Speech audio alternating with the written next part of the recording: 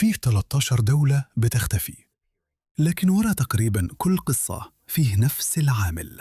الكوكب بيغير الخط الفاصل بين اليابسة والمية، وبيعيد رسم الخريطة أسرع من ما الدول دي تقدر تلاحق. بحلول سنة 2050 في دول حتكون جزء منها تحت المية، ودول تانية حتخلص منها المية خالص. والدول دي مش جزر صغيرة في المحيط الهادي بس، في دول فيها أكثر من 100 مليون بني آدم. أقمار ناسا الصناعية وبيانات جيولوجية من سنين طويلة بتوصل لنفس النتيجة. خريطة العالم بتتغير، والدول دي في مرمى النيران. في دول منهم بتتغرق من فوق، ودول تانية أرضها بتهبط من تحت، وفي شوية دول بيتعرضوا للاتنين في نفس الوقت. رقم 13 فيتنام. واحد من الفلاحين في مقاطعة لونغ آن في فيتنام قالها بصراحة: مفيش حاجة ينفع تتزرع. ده اللي بيحصل لما المية المالحة توصل لحقول الرز اللي بتعيش بس على المية العذبة. وفي فيتنام كلها الموضوع ده بيحصل أكتر وأكتر. المحيط هنا مش بس بيرتفع، المية بتعلى على ساحل عايش عليه 102 مليون بني آدم، وبسرعة أكتر من تقريباً أي مكان تاني على الكوكب. حسب فيجوال كابيتالست، فيتنام بالفعل ثالث أكتر دولة معرضة للفيضانات الساحلية في العالم، وكمان هي خامس أكبر منتج للأرز في العالم. ودلوقتي الاتنين دول بقوا بيتصادموا مع بعض. الفيضانات اللي زمان كانت بتوصل من 30 إلى 50 كيلومتر لجوه الأرض، دلوقتي بقت بتوصل أكتر من 100 كيلومتر. بحلول سنة 2023 المياه المالحة كانت أضرت ب8.6% من كل الأراضي المزروعة في دلتا ميكونغ. ده لوحده متوقع أنه يقلل اقتصاد فيتنام بنسبة 3.5% بحلول سنة 2050، وكان المفروض يبقى في مساعدة. بعد مؤتمر كوب 27 الدول الأغنى والأكثر تطوراً وافقت إنها تعوض الدول اللي بتعاني أكثر من تغير المناخ. الأمم المتحدة بتقدر الفاتورة دي بحد أقصى 387 مليار دولار كل سنة. لحد يناير 2024 كان تم التعهد بس ب 661 مليون دولار فيتنام تقريباً لوحدها في الموضوع ده. المزارعين اتأقلموا بالطريقة الوحيدة اللي يقدروا عليها. كتير منهم دلوقتي بيتنقلوا بين زراعة الرز وتربية الجمبري من غير ما يكون فيه مياه عذبة كفاية جاية من المنبع لتنظف التربة. بركة الجمبري بتسيب وراها ملح بشكل دائم. كل ما المزارعين يتأقلموا أكتر بيبقى أصعب يزرعوا رز تاني، وده لسه مش أكبر مشكلة في فيتنام. مدينة هو تشي منه اللي عايش فيها 14 مليون شخص بتغرق. لو الاتجاهات الحالية استمرت، تقريباً كل جنوب فيتنام حيبقى تحت مستوى المد العالي بحلول سنة 2050، وده حيجبر حوالي 20 مليون شخص يسيبوا بيوتهم. بس فيتنام مش بريئة في كل ده، هي كمان بتساهم في هبوط أرضها بنفسها. بعد ما الجيولوجيين عملوا مسحاً لاستخدام المياه في 15,000 موقع على مدار 25 سنة، اكتشفوا إن أكثر من 8.8 مليون كند مكعب من المياه الجوفية بتتسحب من دلتا ميكونغ كل يوم عن طريق آبار خاصة أغلبها من غير تنظيم. الحكومة الفيتنامية لسه ما استوعبتش الواقع ده، وهي مش لوحدها في الموضوع ده. في دول بتغرق أكتر بسبب قرارات سياسية مشكوك فيها. البلد اللي جاية كمان بتغرق، بس مش بنفس الطريقة. رقم 12 إيران. أكيد ما كنتش متوقع تشوف إيران في قائمة زي دي دولة كبيرة فيها هضاب وجبال، والساحل بتاعها صغير جدا. الخليج الفارسي ممكن يكون بيرتفع بحوالي 0.2 بوصة في السنة، لكن الخطر الأكبر على إيران جاي من تحت الأرض. إيران بلد الأرض، فيها بتغوص تحت حقولها نفسها، مش حقول نفط زي فنزويلا. إيران عندها مصدر تاني للثروة، هي تاني أكبر منتج للفستق في العالم بعد الولايات المتحدة. الصناعة دي بتدخل مليار دولار زيادة في السنة، وما بين 45 و70% من الفستق ده بيجي من مكان واحد، محافظة كرمان. بس في جانب سلبي، كرمان عبارة عن صحراء داخلية تماماً وما فيهاش سوى 0.54 من 100 بوصة من الأمطار في السنة. فالمزارعين لازم يجيبوا المياه من الخزانات الجوفية تحت الأرض اللي اتجمعت من دهور طويلة، ودلوقتي هم بيضغطوا على الأرض. بعض المناطق في كرمان زي مقاطعة راسفنجان بتغوص بحوالي 14.5 بوصة كل سنة بسبب كل المياه اللي بيتم سحبها. كرمان هي بس الحالة الأكثر تطرفاً، في مايو 2025 الحكومة الإيرانية اعترفت إن 30 من أصل 31 محافظة في البلد بيغوصوا، ولسه الأرض بتنهار. حوالي مليون بئر دلوقتي بيسحبوا تقريباً 1.77 تريليون قدم مكعب من المياه الجوفية من البلد كل سنة. النتيجة مش بس زيادة خطر الفيضانات، ده كمان انهيار بطيء في البنية التحتية لإيران. العلماء الألمان بيقدروا إنه الأرض تحت مطار الإمام الخميني الدولي في طهران بتغوص حوالي 1.9 بوصة كل سنة، وتحت مصفاة النفط في العاصمة الوضع أسوأ كمان، بين 8.6 و12 بوصة في السنة. الطرق السريعة والسكك الحديدية والمصانع وأحياء كاملة بتغوص، وكمان الفجوات الأرضية بقت بتحصل أكثر وأكثر. الأقمار الصناعية تابعت التغير من 2014 ل 2020، وطلع إن أكثر المناطق اللي تأثرت هي أكثر المناطق اللي فيها سكان في البلد. نص الإيرانيين تقريباً حوالي 42 مليون شخص عايشين على أرض بتغوص. 14 مليون عايشين في مناطق بتعاني من هبوط أرضي شديد، وده مركز حوالين محافظات زي طهران وخراسان الرضوية وفارس. الأماكن اللي ليها أهمية كبيرة لاقتصاد إيران هي اللي بتختفي تحت الأرض. الحكومة بتقول إنها بتحارب المشكلة دي. أكثر من 12300 بير غير قانوني اتشالوا في سنة 2024 بس الموضوع زي لعبة، تضرب مشكلة فتطلع لك واحدة تانية، لما في جهة واحدة تقدر تحفر تقريباً في أي مكان هي عايزاه. على البنية التحتية للمياه في إيران من خلال تكتل البناء بتاع حاتم الأنبياء، النقاد أطلقوا عليه اسم مافيا المياه في البلد. تفكيك النظام ده معناه تفكيك واحدة من المؤسسات اللي بتساعد النظام الحالي يفضل في السلطة. يعني دي مش أزمة مفروضة من نظام دولي غير عادل، دي أزمة سببها السياسة الداخلية لإيران. البلد اللي جاية كمان بتغرق، مش بس المية اللي بيدوروا عليها. رقم 11: في يونيو 2026 الزلازل ضربت ساحل فنزويلا غرب كاراكاس وقتلت أكثر من 3800 شخص، لكن الزلازل اللي كانت بقوة 7.2 و7.5 كانت مجرد بداية لمشاكلها الطبيعية. مع ارتفاع مستوى البحر، الأراضي الساحلية الحالية لفنزويلا بتختفي. بحلول سنة 2050 30% من دلتا أورينوكو هتكون اختفت. المكان ده مش بس مركز للتنوع البيولوجي، وكمان عايش فيه 36 ألف من السكان الأصليين. لكن الأزمة اللي جاية مش بتأثر عليهم بس. ميناء جوانتا وجزيرة مارغريتا اللي فيها 500,000 شخص كمان متوقع يختفوا تحت المياه. بس زي إيران بالضبط، الحقيقة غالباً أسوأ من كده. علماء المناخ عملوا التوقعات دي باستخدام بيانات من سنة 1999. السنة دي كانت السنة اللي هوغو تشافيز مسك فيها الحكم، وبدأ اللي تسمت بثورة بوليفارية. من وقتها فنزويلا تقريباً بطلت تجمع بيانات مناخية موثوقة. حوالي 70% من محطات الطقس في البلد بايظة أو خارج الخدمة. فعشان كده لما العلماء بيتوقعوا مناخ فنزويلا في المستقبل غالباً بيضطروا يخمنوا. بس الحاجة الوحيدة اللي مش محتاجين يخمنوها هي البترول. لو استخراج البترول استمر بالمعدلات الحالية، ممكن يوصل لحد 80% من الساحل الفنزويلي اللي طوله 1700 ميل بيواجه هبوطاً أو تآكل بسبب استمرار ارتفاع مستوى البحر. فنزويلا مش بتختفي بس بسبب التغير المناخي، هي كمان بتختفي بسبب اللي بتطلعه من الأرض. في سنة 2025 فنزويلا كان عندها أكثر من 303 مليار برميل نفط في الاحتياطي، وده أكبر احتياطي في العالم. ده أكثر من 17% من إجمالي الاحتياطي العالمي. هي دلوقتي بتنتج حوالي 903 ألف برميل كل يوم، بس كل برميل ليه تمن. بحيرة ماراكايبو واحدة من أغنى حقول النفط في العالم، فيها حوالي 20% من احتياطي البلد النفط بيتسحب من هنا من عشرينات القرن اللي فات. ده حول فنزويلا إلى ما كان يسمى جوهرة أمريكا الجنوبية، وبعد عقود بقى شريان الحياة المالي لحكومة تشافيز. بس سحب الكمية دي من النفط ليه؟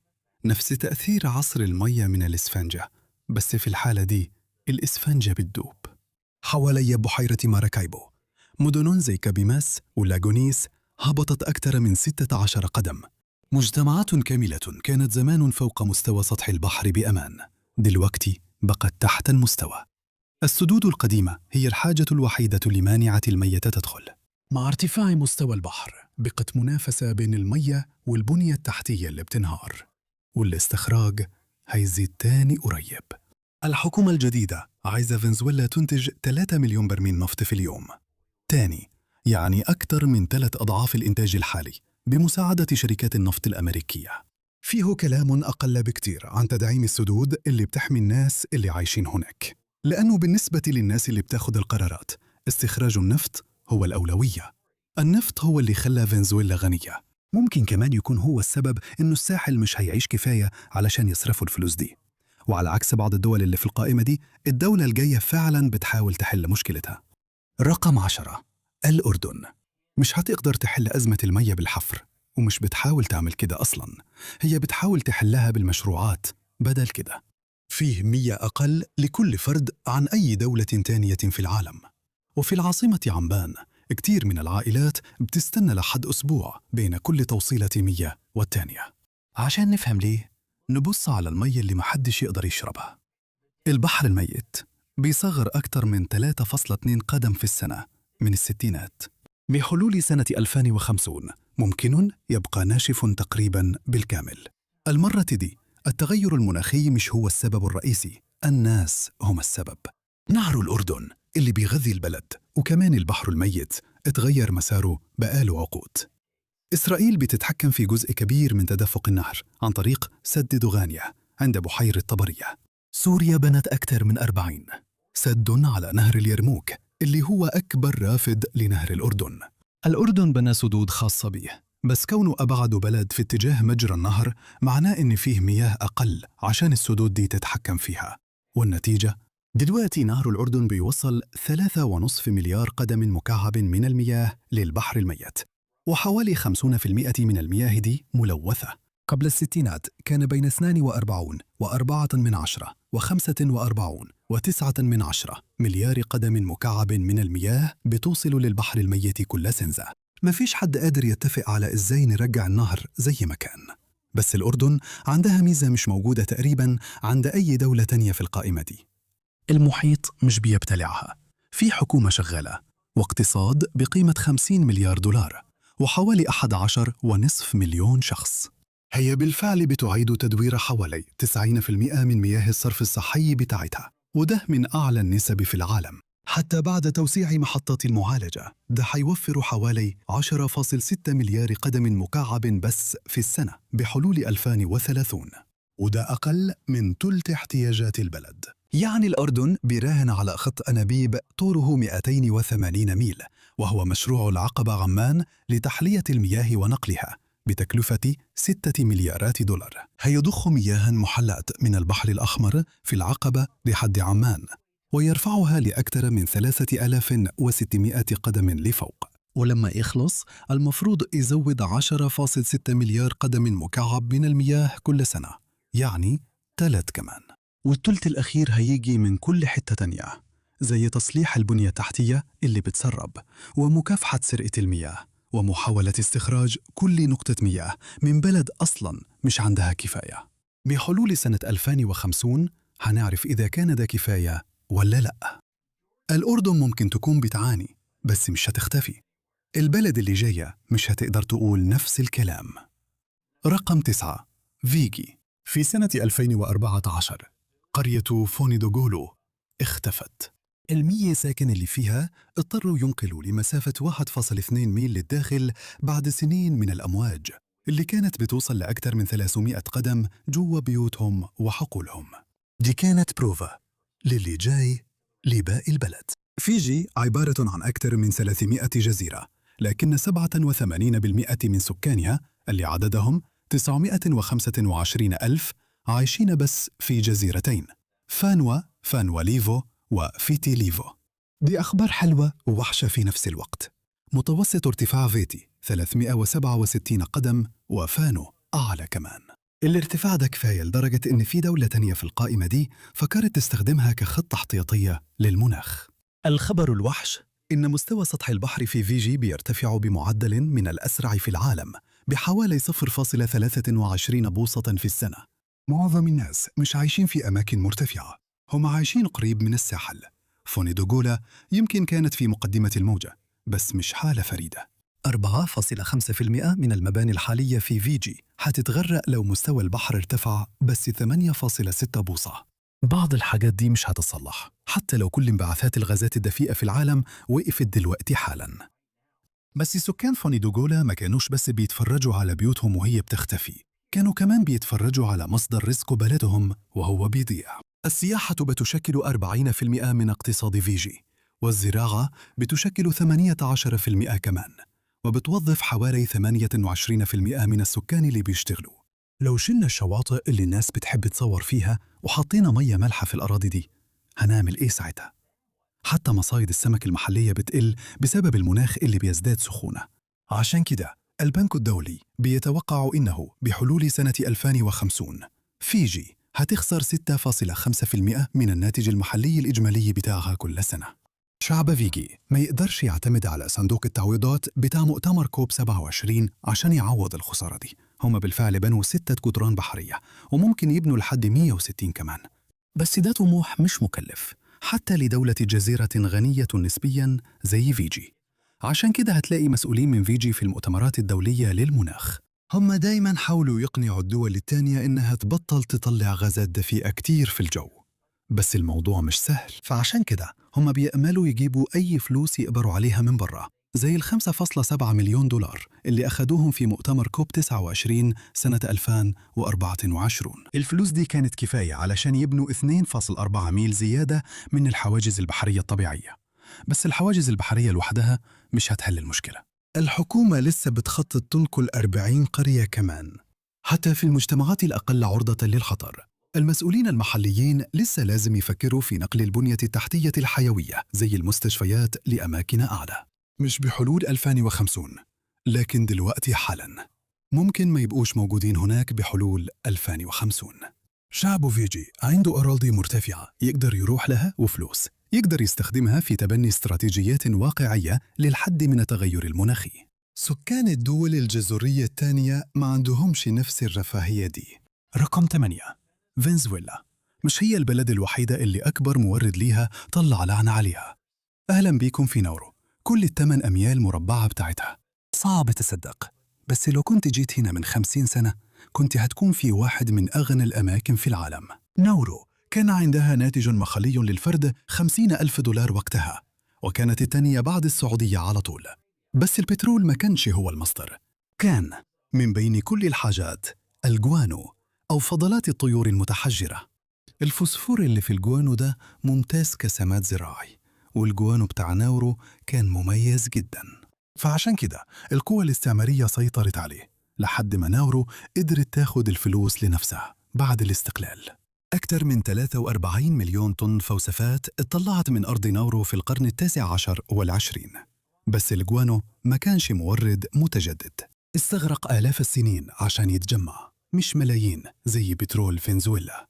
بحلول التسعينات كان خلص وساب وراه بلد حرفياً استنزفت مستقبلها بالتعدين بنفسها. حوالي 80% من فوسفات نورو تستخرج عن طريق التعدين السطحي، وفي العملية دي تقريباً 80% من داخل الجزيرة، بما فيهم جزء كبير من الأساس المرجاني اللي بيدعمها اتدمر. دلوقتي معظم الجزيرة بقت منظر طبيعي خشن زي سطح القمر مليان قمم مرجانية. الزراعة بقت شبه مستحيلة، والجزيرة صغيرة جداً عشان يبقى فيها اقتصاد صناعي كبير. نورو بقت زي نجم ضارب ضربة واحدة وخلاص. هي الدولة الوحيدة على كوكب الأرض اللي فعلياً شالت أغلب أراضيها عشان مكسب قصير الأجل. العلماء حتى وصفوا الجزيرة إنها فعلياً غير صالحة للسكن. بريطانيا وأستراليا ونيوزيلندا في الآخر عرضوا ينقلوا كل السكان، وده كان جزئياً بسبب النظام الاستعماري اللي شجع طفرة الفوسفات من البداية. لكن أغلب سكان نورو اختاروا يفضلوا في بلدهم، ودلوقتي المحيط ممكن هو اللي يفرض عليهم القرار ده. متوسط ارتفاع نورو عن سطح البحر لسه حوالي 111.5 قدم، لكن حوالي 40% من البيوت هناك اتعرضت للفيضانات بالفعل.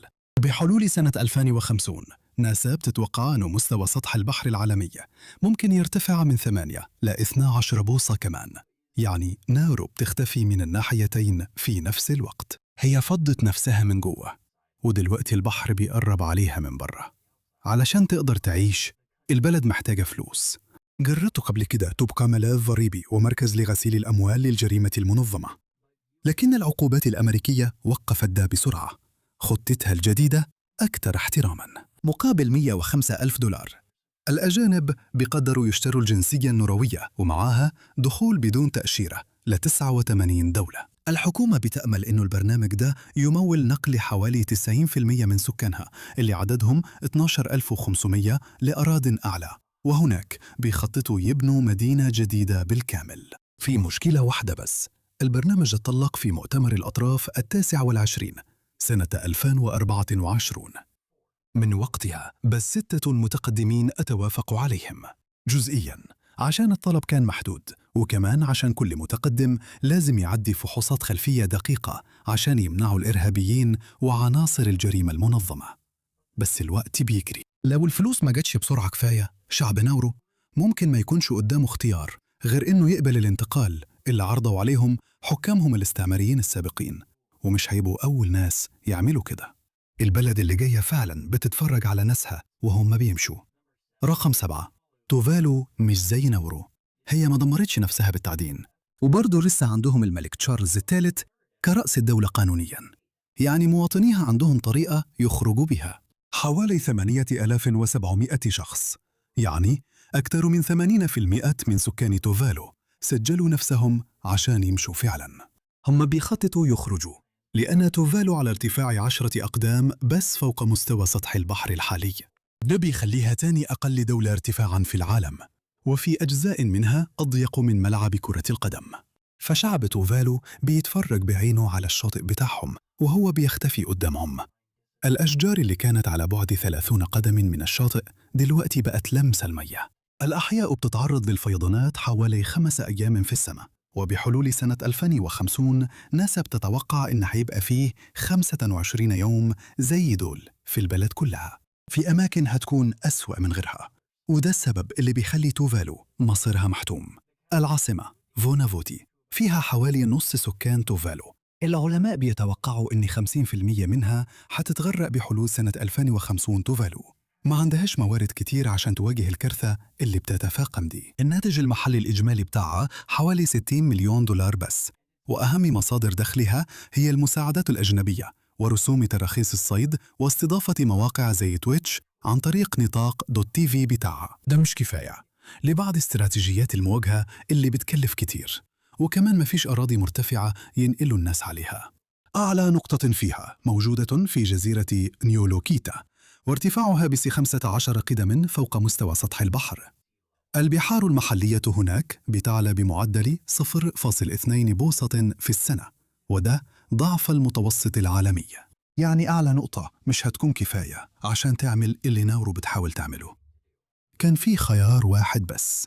في سنة 2024 توفالو وأستراليا اتفاوضوا على معاهدة اتحاد فالي بيلي، ودي أول اتفاقية ثنائية في العالم عن التنقل بسبب المناخ.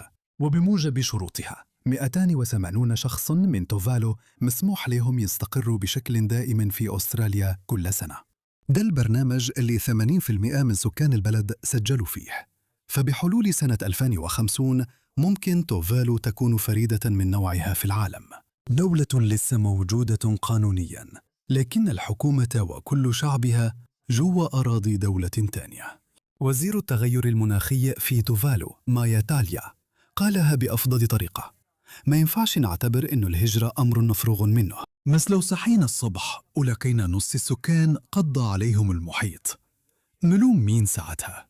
بصراحة قائمة الناس اللي ممكن نلومهم طويلة جدا، بس العالم مش هيبطل يحرق الوقود الأحفوري بين يوم وليلة، وده هيبقى مشكلة للبلد اللي بعدها. بس على عكس توفالو، هي مش بس بتتفرج على البحر وهو بيعلى حواليها، دي بتتفرج على البحر وهو بيغمرها. رقم 6، جزر المالديف. يمكن بعضكم كان متوقع ده، زي شعب جزر المالديف اللي مش محتاجين نماذج مناخية عشان يعرفوا مستقبلهم، هم يقدروا يشوفوه بيحصل قدامهم. البحر اللي حوالين الجزر بيرتفع بحوالي 0.9 بوصة كل سنة. الموضوع ممكن ما يبدو كبير لحد ما تفتكر إن 90% من جزر البلد 1200 مش أعلى من 3.2 قدم فوق مستوى سطح البحر. كثير من الجزر اتعرضت لتآكل شديد بالفعل، ومعظم المدن بما فيها العاصمة مالي موجودة على بعد 328 قدم بس من الساحل.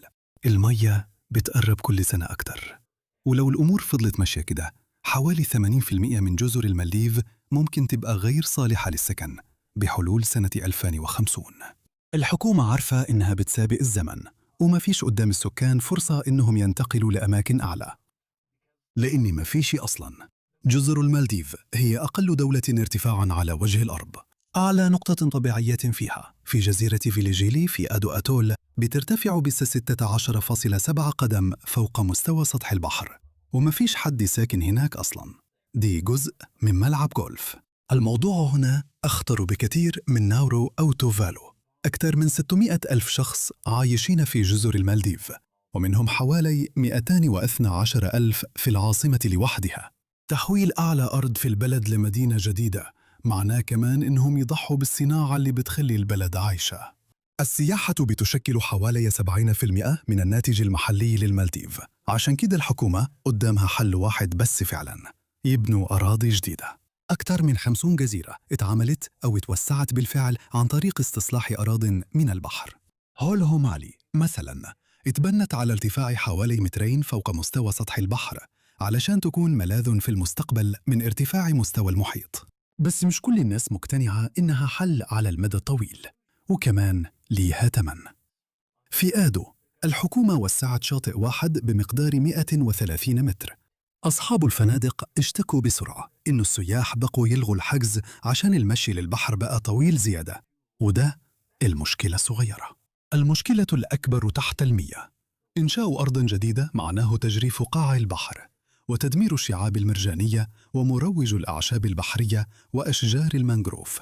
ده النظام البيئي نفسه اللي بيحمل جزر طبيعياً من المحيط. الشعاب المرجانية ممكن تمتص لحد 97% من طاقة الأمواج اللي جاية، وأشجار المانغروف ممكن تقلل ارتفاع الأمواج لحد 70%. من غيرهم، الأرض بتتآكل ببساطة. بصوا بس على لاغوس في نيجيريا، الساحل هناك بيتآكل أكثر من 2.5 متر في السنة، وده مش بس بسبب ارتفاع مستوى البحر، ده كمان عشان المانغروف بتختفي. أكثر من 31 ميل من أشجار المانغروف اختفوا بين سنة 2000 و2016. بس نيجيريا هتفضل موجودة في 2050 في أماكن ممكن الناس تروح تعيش فيها، لكن جزر المالديف مش عندهم الرفاهية دي. رقم 5. كل سكان كيريباتي اللي عددهم 138 ألف شخص عايشين على الساحل، ومعظم أراضيها ارتفاعها بس حوالي 2 متر عن مستوى سطح البحر. الناس هنا مش محتاجين يقلقوا من اللي هيحصل في المستقبل، اللي بيحصل دلوقتي خلاص. جزيرتين من جزرها أبانوا وتيبواتارا غرقوا بالفعل تحت المية، ولسه المية بتزيد. أقمار ناسا الصناعية رصدت ارتفاع منسوب البحر من 2 ل 4 بوصة في السنة، ولسه الفيضانات مستمرة. تاراوا اللي عايش فيها حوالي 100 ألف شخص بقت بتتعرض من 10 ل 20 يوم من الفيضانات كل سنة. البيوت والمحلات بتتضرر كل مرة. مية البحر المالحة بتتسرب للتربة، وده بيقتل المحاصيل وبيلوث مية الشرب قبل حتى ما مياه الفيضانات ترجع. البنية التحتية الحيوية في كيريباتي موجودة على الساحل مباشرة، وفي يونيو 2008 المية أثبتته. الفيضانات هدت جسر تاراوا وخدت معاها المواسير اللي كانت ماشية من احتياطي مياه بوينا. بوينا هي واحدة من مصدرين بس للمياه العذبة في العاصمة كلها. آلاف الناس كانوا معتمدين على مصدر المياه الوحيد اللي كان باقي في كيريباتي، وكانوا كمان بيعتمدوا على تجميع مية المطر في بلد أصلاً كان بيوزع الاثنين بحصص. فيضان واحد بس قضى على نص إمداد المية بتاع البلد لمدة 2 سنين، وده كان مجرد لمحة من المشاكل اللي جاية. بحلول سنة 2050 ناسا بتتوقع إنه لحد 54% من تاراوا حيتعرضوا للغرق بشكل منتظم طول السنة.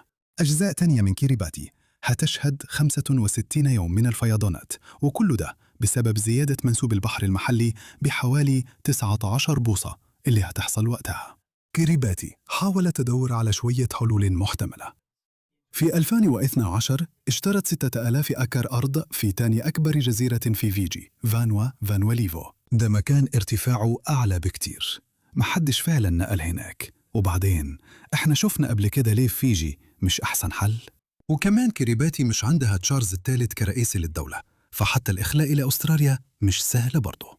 فعشان كده في 2016 أعلنت إنها عايزة تبني أراضٍ اصطناعية علشان تقدر تزود ارتفاع أراضيها على الأقل بمتر تقريباً.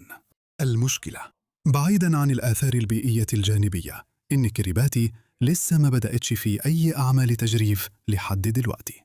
المشروع من الناحية التقنية ممكن يتنفذ لأن الجزر في كيريباتي صغيرة، وكمان استشارت الإمارات العربية المتحدة في الفكرة دي. في الآخر الإمارات نجحت فعلاً في بناء أرخبيل جزر نخلة جميرة، بس الإمارات واحدة من أغنى دول العالم. كيريباتي عندها ناتج محلي إجمالي بس 297 مليون دولار. عشان كده كيريباتي اضطرت تلف وتدور وتطلب تبرعات من العالم. الصين قدمت عرض مش كجزء من صندوق تعويضات مؤتمر كوب 27، لكن عليه شروط، وفي المقابل هتاخد مراكز لإعادة الشحن مع وصول لبعض من أفضل مناطق صيد التونة في العالم، وإمكانية وجود منشآت مزدوجة الاستخدام لبحرية جيش التحرير الشعبي. تخيل أكبر دولة حالياً بتصدر غازات الاحتباس الحراري في العالم بتفرض شروطها على واحدة من أكثر الدول اللي بتعاني من ظاهرة الاحتباس الحراري. بس كيريباتي ممكن ما يكونش عندها اختيار. ضيعت 10 سنين وهي مستنية تبدأ المشروع ده، وما عندهاش كتير من الفترات دي عشان تخسرها. بس مش كل دولة في القائمة دي فعلا بتغرق. رقم 4، اليمن. مش هتختفي بحلول 2050، لكن عاصمتها صنعاء ممكن تختفي. الحروب ممكن تكون دمرت البلد في القرن 21، لكن تحت العاصمة فيه أزمة أسوأ بكتير وموجودة من زمان، لأنها جزء من جغرافيا اليمن. صنعاء اتبنت على الصفيحة العربية على ارتفاع 7500 قدم فوق مستوى سطح البحر، وده بيخليها واحدة من أعلى المدن الكبرى في العالم. اتأسست في القرن الأول كحصن عسكري، وارتفاعها كان ميزة استراتيجية. والأحسن من كده، رغم إنها موجودة على صفيحة تكتونية، إلا إنها بتتعرض لزلازل قليلة جدا، لكن كان فيه برضو جانب سلبي. صنعاء ما فيهاش أنهار دائمة، وبتستقبل بس حوالي 14.1 بوصة من المطر في السنة. الكمية دي كانت كفاية لمدينة صغيرة، لكنها مش كفاية لإحدى أسرع العواصم نمواً في العالم. من الثمانينات عدد سكان صنعاء اتضاعف 4 مرات، وبقى حوالي 3.4 مليون شخص، ولسه بيزيد بنسبة 7 ل 8% كل سنة. كان في حل واحد بس عشان يواكبوا الزيادة. حوالي 70% من مياه المدينة بتيجي من خزانات جوفية تحت الأرض اتملت على مدار آلاف السنين. دلوقتي الخزانات دي بتختفي. مستوى المياه الجوفية بينخفض من 6.5 إلى 20 قدم كل سنة، وده تقريباً أسرع ب10 مرات من قدرة الطبيعة على تعويضهم هناك. الآبار اللي كانت بتوصل للمية على عمق حوالي 100 قدم تحت السطح في السبعينات، دلوقتي لازم تتدق لحد عمق يقرب من 4000 قدم. ودلوقتي حتى الآبار دي بدأت تنشف. حوالي 40% من المية الجوفية الثمينة في اليمن بتستخدم لزراعة القات، وده محصول مخدر بيستهلك مية كتير جدا. عشان كده المحللين في معهد واشنطن لسياسات الشرق الأدنى وصفوا اليمن إنها البلد اللي نشفت نفسها بسبب مضغ القات. لكن حتى ده مش كل الحكاية. سنين الحرب خلت الوضع السيء أسوأ بكتير. أكثر من 45% من البنية التحتية للمياه المحدودة أصلاً في اليمن اتدمرت. الضربات الجوية والمدفعية دمروا محطات الضخ والسدود وشبكات التوزيع. هيومن رايتس ووتش وثقت 107 هجمات استهدفت البنية التحتية للمياه. دلوقتي ما بقاش فيه تقريبا نظام يدير اللي باقي. الحكومة المعترف بها دوليا مش قادرة تحل الأزمة عشان صنعاء تحت سيطرة الحوثيين من سنة 2014. الخبراء اقترحوا مشاريع ضخمة لتحلية المياه بالطاقة الشمسية، بس قليل اللي مستعدين يمولوا بنية تحتية غالية في واحدة من أكثر مناطق الصراع غير المستقرة في العالم. فبالتالي المدينة بتفضل تكبر والمية فيها بتفضل تختفي. بحلول سنة 2025 كان متاح لكل شخص حوالي 2200 قدم مكعب من الميت في السنة، وده تقريباً تمن الحد الأدنى اللي منظمة الصحة العالمية بتوصي به. بالمعدلات الحالية خزانات المياه الجوفية في صنعاء حتخلص بحلول سنة 2030. حتى قبل ما ده يحصل أكثر من نص سكان المدينة متوقع أنهم هيعانوا عشان يلبوا أبسط احتياجاتهم من الأكل. بحلول سنة 2050 ببساطة مش هيبقى فيه مياه كفاية عشان الناس تعيش. من زمان قبل كده السكان هيكونوا اضطروا يهربوا، والأطلال القديمة هتتبقى في مدينة أشباح ومش هيشوفها غير أكتر السياح. جرأة. اليمن أخذت عقود عشان تنشف. البلد اللي جاية في القائمة دي ما خدتش عقود، أخذت 25 ثانية بس. رقم 3 هايتي 12 يناير 2010 الساعة 4:53 بعد الظهر. 316 ألف شخص في هايتي فقدوا حياتهم في الوقت اللي بتاخده عشان تسمع الجملة دي. زلزال ضرب بقوة 7.0 وكان شديد لدرجة إنه سبب دمار كبير لكل المباني اللي بناها الإنسان. 60% من البنية التحتية الإدارية والاقتصادية في هايتي تدمرت، بما فيها القصر الرئاسي، مبنى الجمعية الوطنية، الميناء الرئيسي، وحتى كاتدرائية بورت أو برينس. 60% من المستشفيات تدمرت تماماً، وتم فقدان 80% من المدارس، و1.5 مليون شخص بقوا من غير مأوى ومشردين. ده يعني 15% من السكان البنية التحتية أخذت عقود عشان تتبني واتدمرت في يوم واحد بس. هايتي ما عانتش بس من كارثة طبيعية، دي تشوهت كبلد بالكامل. هايتي موجودة على نظام صد إنريكيو بالانتين جاردن، وده واحد من أكثر المناطق النشطة زلزالياً في الكاريبي، فطبيعي جداً إن ده يحصل تاني. في 14 أغسطس 2021 ضرب زلزال بقوة 7.2 هايتي. المرة دي مركز الزلزال كان في شبه جزيرة تيبورون. لحسن الحظ عدد أقل بكثير من الناس ماتوا، حوالي 2200 شخص، لكنها ما كانتش رحيمة بنفس القدر بالبنية التحتية في البلد. أكثر من 137 ألف بيت و60 منشأة صحية كمان اتدمروا. 800 ألف شخص اتأثروا لما 10% من الناتج المحلي الإجمالي للبلد اختفى في ليلة وضحاها. السبب الوحيد إنه ما وصلش لحجم زلزال 2010 هو إن كتير من البنية التحتية اللي اتدمرت وقتها لسه ما اتعمرتش. بس لو كانت الزلازل بس، هايتي ممكن كانت تعيش. لكن لما تضيف الدمار الطبيعي ده للكوارث اللي من صنع الإنسان، يبقى عندك حاجة قربت تبقى غير قابلة للاستمرار. 4.4% من هايتي كانت أراضي غابات سنة 1988. في 2016 بقت بس 0.32 من 100%. ده شيء سيء جدا لبيئة البلد الطبيعية، لكنه بنفس السوء للناس كمان. من غير جذور الشجر اللي بتثبت التربة في مكانها، كل عاصفة مطرية جامدة في هايتي دلوقتي بتسبب تآكل كارثي للتربة. المية بتجري بسرعة عالية على المنحدرات، وده بيعمل انهيارات أرضية شديدة ساهمت في زيادة عدد الضحايا في الزلازل، وبتقتل عشرات الناس كل سنة. دي مخاطر لازم تتدار بعناية. الإدارة دي مش موجودة في هايتي. من سنة 2020 العصابات بتحارب الحكومة عشان تسيطر على الأراضي حتى في العاصمة. الوضع بقى سيء لدرجة إنه العصابات سيطرت على أكثر من 90% من بورت أو برينس في 2023، وكذا رئيس وزراء دخل وخرج من المنصب في خلال شهور. العصابات حتى عملت تحالفات ضد قوات الأمم المتحدة اللي بتتدخل. هايتي حتفضل موجودة ضمن حدودها الحالية في 2050. السؤال هو، هل حيفضل جزء كبير منها صالح للعيش؟ البلد موجودة على خط صدع النشط، وقطعت الغابات اللي كانت بتثبت جبالها، وما عندهاش قدرة مؤسسات الدولة على إعادة الإعمار قبل ما الكارثة الجاية تحصل. في النهاية ده بيخلق حلقة مفرغة، الأضرار بتبدأ تتراكم أسرع من قدرة البلد على التعافي. البلد اللي بعد كده ببساطة بتغرق تحت وزنها. رقم 2 تمام، إندونيسيا مش هتختفي بحلول 2050.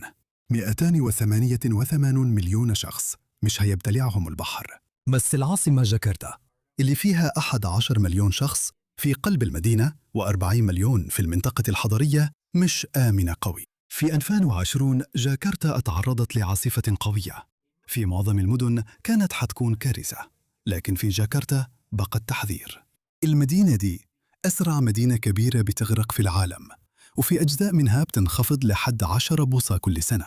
حوالي 40% من جاكرتا بالفعل تحت مستوى سطح البحر. لما العاصفة دي وصلت، العشرات ماتوا و400 ألف شخص تشردوا، وأحياء كاملة غامرتها مياه فيضانات ملوثة، ولسه الأرض بتهبط. البحر حوالين جاكرتا بيرتفع بحوالي 0.1 ل 0.3 بوصة في السنة. بس في أجزاء من شمال جاكرتا الأرض نفسها بتنخفض لحد 11 بوصة كل سنة. التغير المناخي جزء بس من القصة. لو بصيت على جاكرتا من فوق هتلاقي أكثر من 10,000 بئر غير قانوني منتشر في المنطقة، وآلاف البيوت والشركات بتسحب مية من الأرض. الآبار دي بتسحب حوالي 140 مليون متر مكعب من المية كل سنة، وده يعادل 56 ألف حمام سباحة أولمبي. حكومة إندونيسيا حاولت أكثر من مرة تقفل الآبار دي، بس من غير فايدة كبيرة. شبكة الآبار والأنابيب غير القانونية بتغطي 70% من المدينة، ووزن المباني اللي فوق بيكمل الباقي. بحلول سنة 2050 95% من شمال جاكرتا حيكون غرقان، وممكن نص المدينة يبقى غير صالح للسكن. إندونيسيا بتحاول تعمل اللي تقدر عليه عشان تنقذ جاكرتا، وعلى عكس دول الجزر التانية عندها فلوس كتير تقدر تصرفها. تم تخصيص 40 مليار دولار لسور بحري ضخم وسدود ساحلية مدعمة وخزانات و17 جزيرة صناعية، وكل ده بتصميم وخبرة هندسية هولندية. لو المشروع ده اكتمل هيكون واحد من أكبر مشاريع الدفاع الساحلي اللي اتعملت في التاريخ. لو الإندونيسيين نفذوا خطتهم، السور البحري ده هيكون إنجاز مبهر. لما يخلص كله حوالي 9900 فدان، فيهم مناطق صناعية وسكنية وحدائق وخزانات مياه جديدة. البلد محتاجاها بشدة، وحتى مطار. وبرضه كل ده مش هيكون كفاية. في سنة 2022 الحكومة الإندونيسية بدأت تبني مدينة جديدة بالكامل على بعد حوالي 870 ميل ناحية الشمال الشرقي في جزيرة بورنيو في نص الغابة، دي نوسانتارا.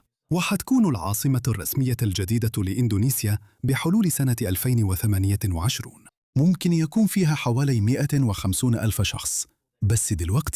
بس إندونيسيا ما تقدرش تستنى. الحكومة قررت إن جاكرتا خلاص بقت بعيدة قوي عن الحل، ودلوقتي فعلا رايحين يبنوا العاصمة الجديدة في الجبال. الملايين اللي عايشين هناك ممكن يضطروا يدوروا على خطة إخلاء مختلفة. معظم الشقق اللي هتتبني في العاصمة الجديدة متحجزة للمسؤولين الحكوميين وكبار رجال الأعمال. الفقراء في جاكرتا حيضطروا يتدبروا حالهم ويأملوا إنه السد البحري يخلص قبل كده. حيضطروا يستنوا لحد الأربعينات على الأقل. بس تعال نبص على حد تاني ممكن يكون وضعه أسوأ بكتير. رقم 1، بنغلاديش. لما صناع القرار في مؤتمرات المناخ الدولية بيتجمعوا عشان يعملوا اتفاقيات زي اتفاقية باريس، ما كانوش بيفكروا في أسوأ وظيفة في العالم. في أكثر من 20 مليون شخص في دكا، بنغلاديش. ملايين الناس انتقلوا هناك من السبعينات، وكل يوم بيوصلوا حوالي 2000 شخص جديد. بس نظام المياه المحلي ما قدرش يواكب الزيادة، فبدأ الناس هنا يحفروا آلاف الآبار الغير قانونية. والآبار دي بتساعد في هبوط المدينة بمعدل نص بوصة كل سنة. دي واحدة من أسوأ مناطق الفيضانات في العالم، وبيتهجر منها 1,000,000 شخص كل سنة. عشان كده في كتائب من العمال لازم يرفوا في المدينة ويبصوا على فتحات المجاري. لو كانت مسدودة بمياه الصرف الصحي حيضطروا ينزلوا ينظفوها بإيديهم.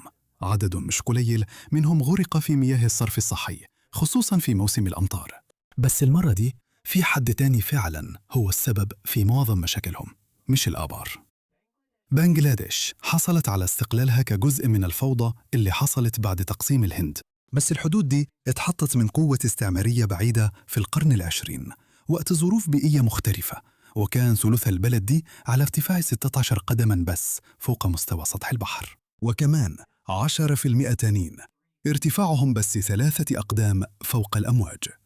زمان الموضوع ما كانش فارق قوي، لكن دلوقتي الساحل بيتآكل وبسرعة. مستوى البحر المحلي بيزيد بسرعة أكتر ب10 مرات من المتوسط العالمي. فالناس اللي كانوا عايشين في أماكن تانية دلوقتي مضطرين يجوا يتزحموا في دكة ويحاولوا يلاقوا أي فرصة. مفيش مكان تاني يروحوا له. بنغلاديش مش دولة جزرية، بس ما استثمرتش في تطوير مدن تانية عشان توزع السكان، ودلوقتي فات الأوان. بحلول سنة 2050 17% من بنغلاديش حتكون غرقانة تحت المية، وده حسب العلماء في منظمة كلايمت سنترال اللي درسوا الموضوع سنة 2019. مش دكة بس، 17% من البلد كلها. دكة حتكون جزء منها بس. 20 مليون شخص حيتشردوا. ده مش مجرد توقع من نماذج مناخية نظرية، ده بيحصل دلوقتي حالاً. في 2021 70% من أراضي بنغلاديش بتتعرض لنوع من الفيضانات كل سنة. السلطات البنغلاديشية بتحاول تعمل اللي تقدر عليه. هم بيحاولوا بكل جهدهم يرجعوا القنوات المائية في دكة اللي اختفت بسبب الزيادة السكانية الكبيرة اللي حصلت مؤخراً. وكمان بيبنوا برك احتجاز عشان يحتفظوا بالمياه، بس مش ناويين يبنوا جدار بحري. إزاي هيقدروا يتحملوا تكلفة واحد حوالين ساحل بلدهم كله؟ الولايات المتحدة تطلق غازات دفيئة أكثر من بنغلاديش ب33 مرة، وهي تقدر تتحمل مشاريع زي دي، بس مش مضطرة تدفع تكلفتها. صندوق تعويضات كوب 27 مش ملزم قانونياً. أمريكا ما تبنتش على جزر مرجانية حلقية موجودة بس في مدى ضيق من مستوى سطح البحر، ولا على خزانات مياه جوفية في الجبال ممكن تتسحب أسرع ما تتعبى، ولا على دلتا أنهار بتعتمد على توازن دقيق بين المياه العذبة والرواسب. دول تانية كده. الأماكن دي عاشت آلاف السنين لأن جغرافيتها وفرت بالضبط الظروف اللي الناس كانوا محتاجينها، ودلوقتي الظروف دي بتختفي في جيل واحد بس. شكراً إنكم انضميتوا لي النهاردة. يا رب تكونوا استمتعتوا بالفيديو، ولو حابين تشوفوا فيديوهات زي دي يا ريت تشتركوا في القناة وتفعلوا الإشعارات، بيفرق معانا جداً.